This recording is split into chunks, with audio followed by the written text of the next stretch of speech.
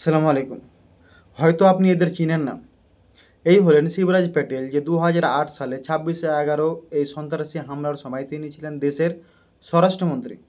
কংগ্রেস সরকারের অধীনে হামলার পর তিনি পদত্যাগ করেছিলেন, বলেছিলেন যে এটা তার নৈতিক দায়িত্ব ছিল মানুষের নিরাপত্তা রক্ষা করা। যেখানে তিনি ব্যর্থ হয়েছেন তাই পদত্যাগ করেছেন। আর এখনকার স্বরাষ্ট্রমন্ত্রী ভারতীয় জনতা পার্টি সরকারের পদত্যাগ তো দূরের কথা, একটা সাংবাদিক সম্মেলন পর্যন্ত করেনি। উল্টো তাদের দলের নেতারা এই হামলাকে হিন্দু মুসলিমের রং রাঙাতে ব্যস্ত। আর আমাদের বলা হচ্ছে আমরা দেশদ্রোহী, কারণ আমরা সরকারের কাছে প্রশ্ন করেছি। তাহলে কি প্রশ্ন করব? कौन सा कलर का चड्डी पहने हो, ये सवाल पूछे। किस कलर की चड्डी पहने हो?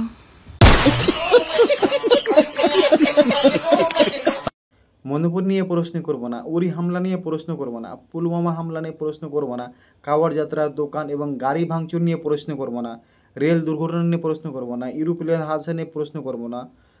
তাহলে কি প্রশ্ন করব? তাদের মাথা মোড়ানোর দিন কবে সেটা প্রশ্ন করব? এটা তো অদ্ভুত বোকামি। সরকারের কাছে প্রশ্নই করব না। 2014 আগে এই লোকেরাই তো গলায় গলায় গ্যাস সিলিন্ডার নিয়ে ঘুরতো, কাপড় ছিঁড়ে প্রশ্ন করতো। তখন তাদের এই ইস্যুগুলো জনমানুষের কাছে বড় মনে হতো, তাদের প্রশ্নই ভয়ঙ্কর মনে হতো। আর আজ হাজার হাজার মানুষের মৃত্যুর পরে বলা হচ্ছে আমরা তাদের যেন প্রশ্নই না করি। আমাদের তো দাবি, সন্ত্রাসী মানুষ মেরেছে, আমরা জিজ্ঞাসাই করেছি সেই সন্ত্রাসীদের কী হলো। মণিপুরে মানুষ মরেছে, তাদের কি হলো?